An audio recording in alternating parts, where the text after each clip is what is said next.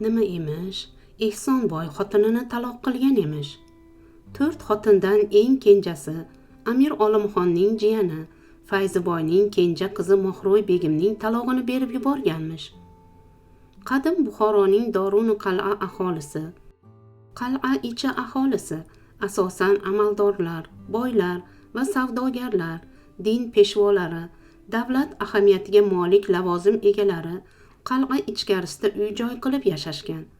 Mahalliy xalq orasida ahli durni qal'a, ya'ni qal'a ichi aholisi deb atalgan. Orasida bu gap shunchalik tez tarqaldiki, 2 kun o'tmay qal'a tashqarisida ham shu mishmishning muhokamasi bo'lib turgan edi. Birov ishonsa, birov ishonmadi. Jikkak jussali, oq sariqdan kelgan, siyrak soch soqolli, doim asabiylashib yuradigan Ehsonboy aql va uquda sal oqsoqroq chiqib qoldi-da. Shuningdek, 18 yoshidayoq odob axloqda ham maqtagulik emasdi. 16 yoshidanoq u yashirincha islohotxonalarga borib yurganini eshitgan ota-ona uni uylantirishdi. Romitonlik chorvador boy Ishoq xo'janing qizi 14 yoshli Dilbar bibi kelin bo'lib tushgach, islohotxonaga borishni yig'ishtirdi har tugul. Lekin kitob va ilmga xushi bo'lmasa-da, otasi yirik savdogar Ostonboyning barcha hisob-kitob ishlari-yu do'konlarni boshqarishni qoyil maqom qilib eplardi. Dilbar bibidan so'ng Ehson yana 2 marta uylandi. Ikkinchi xotini Rahimaxon shaharlik, o'rtahol, lekin ilmli, ahli donish orasida hurmati baland Ansor domulloning qizi. Uchinchi xotini esa Chorjoyning Buxoro bilan tutashgan Farob qishlog'idan Oltinoy edi. Oltinoy oldingi 2 kundoshdan yoshi kattaroq edi. Do'kondor Subhonqulning qizi Oltinoyning baland bo'yi, oq yuzi, dona holi ta'rifini Amirning arkidagi hofizasi Anbara Ashkdan 3 tillo tanga evaziga eshitib, g'oyibona oshiq bo'lib uylandi Ehsonboy. 29 yoshigacha 3 bora uylanib, 9 farzandning otasi bo'lgan Ehsonboy 4-bora uylanishi Mohroy bibini tasodifan ochiq yuz bilan bog'larida yurganini ko'rib oshiqi beqaror bo'lib qolmasa, xayolida ham yo'q edi. Fayziboyning uchala qizidan 2 nafar katta qizlari husnda o'rtacha, ilmda ham o'rtamiyona sayli, kibrliroq edilar. Mohroy bibi esa aksincha, ilmga tashna, hunarmand, pazanda, sarishta qiz bo'lib yetildi. Bolalikda 1-2 ko'rgan Ehsonboyning xotirasida Mohroy kamondek qoshlari ostida shahlo ko'zlari ma'sum boqib turgan, yoqimtoy qizaloqligicha qolgan bo'lsa-da, onasi Mehvar podshodan eshitgani borki, husni malohatda Amirning xotini Hamroxondan o'zar darajada bo'lib yetilgan emish. Buni onasidan eshitgan Ehsonboy yana Anbara Ashkni ishga soldi. Qarindoshchilik bog'lab turgan Fayziboyning xotini uchala qizi bilan mehmonga taklif qilinganda Anbara Ashk xizmatda bo'ldi. Yoshi ulug'larning quloq miyasini yedik qizlar, yuringlar, bog'da o'yin qilaylik. Anbar shu bahona bilan qizlarni boqqa olib chiqib, panada mo'ralab turgan Ehsonboyga Mohroyni imo bilan ko'rsatdi. Ehsonboyning halovati yo'qoldi. Tunu kuni Mohroyning xayoli bilan o'tar bo'ldi. Markaziy Osiyoning nomdor savdogarlardan birining o'g'li Ehsonboydan borgan sovchilarni Fayziboy xonadoni izzat ikrom bilan kutib olsa-da, Mohroy noroziligini 3 kun tuz totmay, yig'i-sig'i bilan bildirdi ota-onaga. Endi boy boyga boqar, suv soyga oqar. U bo'ldi, bu bo'ldi. Mohroy bibi Ehsonboyga uzatildi. O'zining sharafiga qurilgan oldi oynavandli, ganchkori uyda birinchi bo'lib, uni ko'rgani kirgan kundoshlari husniga mahliyo bo'lishdi. So'ng hech aqroba ayollar, qo'ni-qo'shni, xizmatkor zaifalar, raqqosa Shishaxonu, pari paykar Hamroxondan-da go'zalroq kelinga zaffu zaytun bo'lishdi. Endi Ehsonboyning Mohroyga munosabatini o'zingiz bilavering-da shundan. U ertayu kech Mohroy bibining xobgohida edi. Zamonaning kundoshlik va ko'p xotinlilik zayliga ko'nikkan katta kundoshlar o'z yog'lariga qovurilsalar-da na iloj. Endi to'yiga 5 oy o'tar o'tmas Ehsonboy Mohroy bibini taloq qilibdi. Fayziboy bu gapni akasi Sayfiboydan, Sayfiboy xotinidan eshitganmish. Erining buyrug'i bilan qizinikiga borgan Nasima pochcho yig'idan ko'zlari shishib qaytdi. Rost ekan xo'jam. Mohroyni talog'ini beribdi-yu kuyovimiz, ammo uyida tutib turibdi. Kechga mulla Qurbon kelarmishlar. Mehvar pochcho ham xuni bir yon yig'lab yotibdilar o'g'illarining qilmishidan. Endi Mohroyni bir kambag'alga nikohlab, undan taloq olib, qayta nikohiga olarmish Ehsonboy. Nasima pochcho eriga bor gapni aytib yana piqqillab yig'lashga tushdi. Nimaga taloq qilibdi o'zi? Ne gunohi bor ekan Mohroyning? Gapir piqqillamay. Erining o'shqirig'idan Nasima pochcho battar yig'lay boshladi. Qandoq aytay axir, kuyov bo'lmay o'lgur norastani-ya, go'dakni-ya. Xotini yig'lab aytib berganlarini eshitib, Fayziboy birov bo'g'ib olganday nafasi bo'g'ildi. Ko'z oldi qorong'ilashib ketib, boshini qo'llari orasiga oldi. Boy xotini aytayotgan xizmatkor ayolni tanirdi. Bilishicha, Muslima otli bu xizmatkor Ehsonboyning bobosi zamonidan bu xonadonda xizmat qiladi. Taloq qilinishu shuncha gap so'z, mojaroga sabab bo'lgan voqelik esa haqiqatda xunuk edi. Muslimani halol xizmati evaziga yana bir xizmatkorlarga uzatgan Ehsonning bobosi Buxoroning Tayi-Pushta guzaridan bir kichikroq hovli ham in'om qilgan edi. O'sha hovlidan qatnab xizmat qilardi Muslima. Bir o'g'li bor edi, u ham shu xonadonda xizmatda. Kelin tushirgach bir qiz nevara ko'rdi. Yer ko'kka ishonmasdi nevarasini Muslim Kaniz. O'sha kuni kelini bemor onasini ko'rgani qishloqqa otlandi. Muslim Kaniz 8 yoshli nevarasi Gavharni yetaklab xizmatga keldi. Qo'ng'iroq sochlari iroqi do'ppisi ostidan eshilib yelkasiga tushib turgan mayizdekgina qizga Mehvar pochcho bir kiyimlik atlas berdi. Oltinoy suyib o'pdi-da, baxmal xaltacha berdi. Mohroy bibi, qolganlar ham turli sovg'alar berishdi qizaloqqa. Muslim Kanizning xizmati kammi axir bu xonadonga. Buvisi xizmat bilan band mahal hovlida o'ynab yurgan qizaloq bog' chetidagi ayvonga borib qoldi. Ayvonda o'ziga qarab kulib turgan odamni ham sovg'a berganlardek yaxshi deb o'ylab, u ham kulib qaradi. Oldiga yozilgan dasturxondan qip-qizil olmani uzatgan amakining qo'lidan olmani olarkan, amaki uni tizzasiga o'tkazib erkalay boshladi. Bog' chetidan eshitilgan go'dakning chinqirig'i ichkari hovli, tashqari hovliga eshitildi. Muslim Kaniz, "Voy o'lmasam, Gavharim" degancha o'sha tomonga yugurdi-yu, uning ham chinqirgan ovozini eshitib, hamma o'sha tomonga yugurdi. Ko'rilgan manzara shu bo'ldiki, ko'rpacha ustida Gavharoy hushsiz yotar, Ehsonboy esa sarg'ish kipriklari pirpirab, ko'kimtir ko'zlari ma'nosiz boqar, sarxush nima bo'layotganini tushunishga ham ongi yetmay garangsirab turardi. Ayvondagi o'txonasi hamon tutayotgan chilimdan nasha hidi purxsirdi atrofga. Bu sharmandagarchilik, bu insofsizlikka xonadon xizmatkorlarigacha nafratlanishdi. Bu sharmandalik, bu insofsizlikka xonadon xizmatkorlarigacha nafratlanishdi Ehsonboydan. Yuzini yulib faryod qilayotgan Muslim Kanizni bag'riga bosgan Dilbar bibi yig'lardi. Gavharoyni kiyintirayotib Oltinoy yum-yum yig'lardi. Rahimaxon rangi oppoq oqarib, bir nuqtaga tikilib qolgan, ko'zlaridan oqayotgan yoshdan yonoqlari ho'l. Mohroy bibi esa eriga nafrat va g'azab bilan qarab turardi. Ertasi kuni Muslim Kaniz ham, o'g'li ham xizmatga chiqishmadi. Ehsonboy esa kayfi tarqagach, o'zini ko'tarib katta qilgan Muslimaning uyiga bir hamyon oltin yubordi. Hamyonni olib borgan odam g'amgin qiyofada kirib keldi.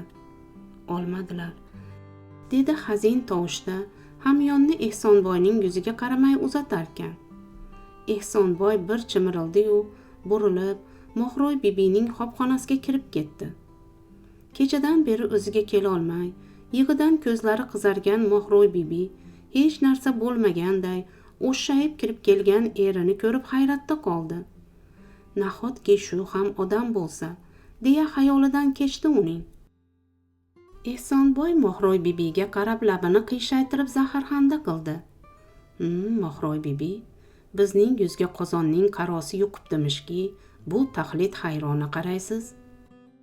Qozonning qarosi yuqsa, yuvsa ketur edi, dedi Mohroy istehzo bilan. Yuzingizga isnot va sharmandalik dog'i yuqmishki, boqsam ko'nglim behuzur bo'layotir. Bugun meni rohatsiz etmang. O'tinchim, muddat o'tib, yodimdan chiqqunga qadar kirmang bu yerga. Ehsonboy bu yangliq muomaladan jahli chiqib, yuzi qizarib ketsa ham indamadi. Ortiga shart burilib chiqib ketdi. O'sha tun Dilbar bibining xobgohida tunni o'tkazdi. Bu voqeadan keyin Mohroy erining ra'yini 2 daf'a qaytardi. Oxirgi safar ro'yxush bermagani qattiq ta'sir qildi Ehsonboyga. Boz ustiga xotinlari obu osh qilib, Muslim kanizning uyiga hol ahvol so'rab boribmishlar. Muslim kaniz qoziga arz qilib borganmish. Shuni bilib turib boribmishlar. O'tgan 6 kun ichida 4-marta erini qaytarayotgan Mohroy bibining bu qilmishi olovga moy sepib, bo'za ichgan sarxush Ehsonboyni g'azab otiga mindirdi.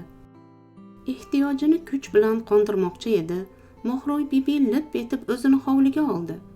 Uning ortidan chiqib sochidan sudrab uyga olib kirmoqchi bo'lgan erining qo'lidan sochini ajratib, chunon itarib yubordiki, boy vaqt degan tovush chiqarib o'tirib qoldi. Xizmatkor kanizlar oldida bu sharmanda holatga o'zini solgan Mohroy bibiga o'rnidan turmay o'shqirdi.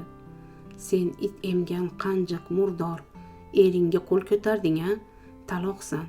Shariat nomi bilan seni taloq qildim. 3 taloqsan. Hamma turgan yerida qotdi. Qo'ydi chiqdiga bu zamon hech kim ahamiyat qilmay qo'ydi. U zamonlar eri taloq qilgan xotinning obro'yi bir chaqa bo'lar edi. Ayniqsa bunday xotinlardan hamma o'zini olib qochar, hazar qilgandek muomala qilishardi. Azaldan-ku Mohroy bibi erini uncha xushlamasdi. Lekin nikoh muqaddas. Nikohiga olgan er pir darajasida ko'rilishi qon-qoniga singdirilgan Mohroy ham ishning bu taxlit burilishini kutmagan edi. Erta saharda Mehvar podsho Mohroyni o'z bo'lmasiga olib o'tdi. Taloq qilingan xotin er hovlisida qolmog'i nojoiz axir. Lekin uyga yubormadi va bundoq niyat ham yo'q edi. Xom g'ishtdan qurilgan qalin devorli, derazasiz, shiftining o'rtasida tutun chiqishi uchun tuynigi bor, markazida o'choqqa o'xshash otashdoni bor uy. Otashdonga o't yoqib isitilgan hamda ovqat qilingan. Yaqinda cho'ponlikka olingan Abdug'afforga ham bor gap tushuntirilgach, xizmatkor ayol chaqirilib Mohroyni tayyorlash buyurildi. Qaynonasi Mehvar podshodan bor gapni eshitgan Mohroy yig'idan shishib ketgan ko'zlarini yerdan uzmay o'tirar. Taloq bo'lgan xotin tamg'asidan xalos bo'lmak uchun taqdiriga so'zsiz bo'ysunmakdan boshqa chorasi yo'q edi uning. Qurbon Abdug'afforga qayta ta'kidladi. Xayolingga badlik keltira ko'rma. Ehsonboy muruvvat qilib, qarzingni ishlab bermakka imkon berdi. Topib ber desa yoki yeringni tortib olsa ne qilar eding? Namak yeganingni oqla endi. Abdug'affor indamay boshini qimirlatdi. Shundan so'ng Mohroyni Abdug'afforga nikohladi. Qurbon, erta choshgohda kelamiz, so'ng talog'ini berasan. 3 kun o'tib Ehsonboy qayta nikohiga olur, dedi Qurbon shu paytgacha 10 marotaba qaytargan gapini yana takrorlab. Mohroy atrofga endi nazar tashladi. Devordagi tokchada turgan 5-6 ta kitobni ko'rib hayrati oshdi. Dimoqqa o'tda pishgan go'shtning xushbo'y hidi urildi. Abdug'affor yog'och tovoqqa ho'llangan lattaga o'rab, qo'rga ko'mib pishirilgan go'shtni soldi. Quroq dasturxon yoyib, kepak non, mayiz, turshak qo'ydi dasturxonga. O'rtaga go'sht solingan tovoqni qo'yib, qumg'onda choy damladi. kepak nonni sindirib qo'yarkan. Oling mehmon, och qolgandirsiz, dedi. Mohroy 2 kundan beri tuz totmagani esiga tushdi. Yaylovning toza havosi ishtahani ochdimi yoki biroz dilxiraliklardan chalg'idimi, nihoyatda och qolganini his qilib og'ziga suv keldi. Yigit bir necha bor qistagach, dasturxonga iymanib qo'l cho'zdi. Ya Alloh, kepak non ham, go'sht ham, hattoki choy ham shu qadar shirin tuyuldiki, shu paytgacha bunaqa ta'mni bilmagan ekan Mohroy. Jim ovqatlanishdi. Yigitning qarshiligiga qaramay, Mohroy idishlarni yig'ishtirib yuvib qo'ydi. Abdug'affor tashqariga chiqib ketgach, boshi 2 kundan beri og'riyotgani uchunmi, uxlamagani uchunmi, bir pasgina boshini bolishga qo'ygisi keldi. Sahar uyg'ongan Mohroy avval qayerdaligini tushuna olmay sakrab turdi-yu, so'ng hamma narsa esiga tushib qaytib o'rniga o'tirdi. Ustiga Abdug'affor chopon tashlab qo'yganini sezmabdi ham. Poygakda Abdug'affor sokin uxlab yotardi. Mohroy endi uning yuziga qaradi. Qirra burun, qora qosh, qalin lablari ustida chiroyli mo'ylabi yarashib turgan, yumuq ko'zlarini o'rab turgan kipriklari uzun-uzun, oq yuzli, nihoyatda xushsurat yigit ekan vaqtinchalik turmush o'rtog'i. Yuziga qaramagan bo'lsa-da, kecha uning polvon kelbatligini payqagan edi Mohroy. Xayoliga hech bir badlik kelmay, yigitning uyqusini tomosha qilib o'tirdi. So'ng yana bir bor xona ichini ko'zdan kechirdi. Ilgakda yaktak, joynamoz, oppoq salla ilinib turibdi. Tokchadagi kitoblar esiga tushib, shosha-pisha o'rnidan turib tokcha yoniga bordi-da, bir-bir qo'liga olib qaradi. Navoiy, Bedil, Chor kitob, Firdavsi, Qur'oni Karim va Hadisi Quddusiya. Bu kitoblarni kim o'qirkin? Nahot Abdug'affor bo'lsa? Uyqusidan uyg'onib o'rnidan turgan yigit xayollarini bo'lib yubordi. Abdug'affor nonushtaga qo'y sutidan qilingan pishloq, mayiz, turshak va kepak non qo'ydi. Tez-tez nonushta qilib chiqib ketgan yigitning ortidan qarab qolgan Mohroy undan kitoblar haqida so'rashga ham ulgura olmadi. Kun kechga yaqinlashdi hamki, Ehsonboy va Qurbondan darak bo'lmadi. Ertasiga ham hech kim kelmadi. 3-kuni Shokir cho'loq hovliqib kelib qoldi. Boyning ishlari chatoqqa o'xshab qoldi begim, dedi Mohroyga boshini achingan namo chayqab. Muslim kanizning tarafini shaxsan Fayzullo xo'ja olib, qozixonaga ariza yozib boribdi. Endi Ehsonboy Gavharoyni nikohiga olib, to balog'atga yetguniga qadar Mehvar podshoning qaramog'ida bo'lar emish. Shariat bo'yicha qozi shunga qaror qilibdi. Ammo bu kelasi oyga qoldirildi. Sizni olib ketgani qozixona-yu muftixonaga qatnash tugagach kelarmishlar. Xurjunda mana yegulik, kiyim-kechak berib yubordilar. So'ng qo'ylarni qo'raga qamayotgan Abdug'afforga ishora qilib dedi: Bu badbaxtdan xavfsiramang. Boydan qarzi bor. Agar sizga daxl qilmoqqa botinsa, terisini shilib olamiz. Ayni damda o'zining Abdug'afforning oldida qudratli his qilayotgan Shokir cho'loqqa Mohroy negadir kulgisi qistadi.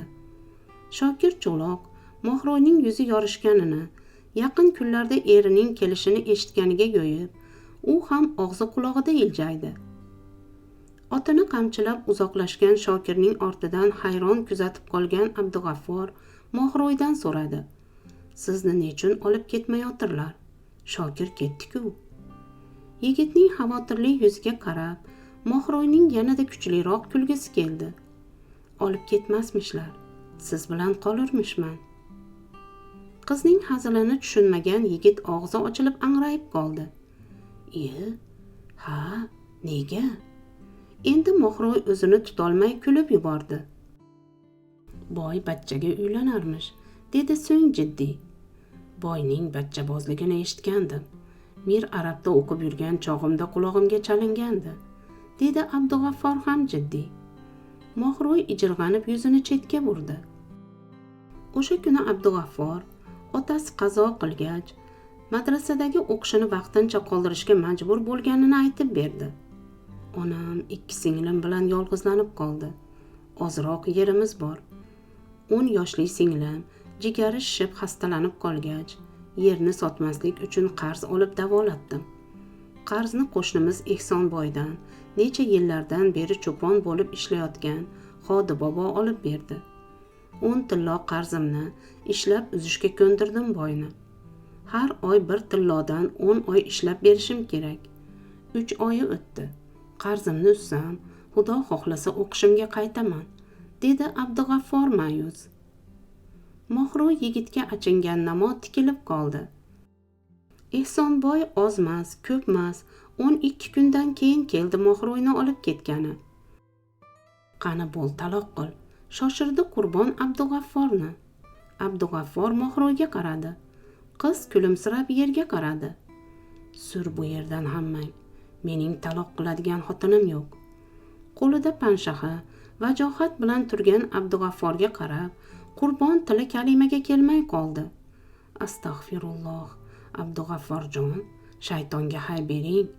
Biz sizga ishonib birovning hasmi halolini jahl ustida. Qurbonning gapi og'zida qoldi. Bu noinsof bachabozga hasmi halol hayf, yo'qollaring dedim. 2 kundan so'ng Abdug'affor qarzini to'lamayotgani haqidagi arznomaga muvofiq qozixonaga chaqirtirildi.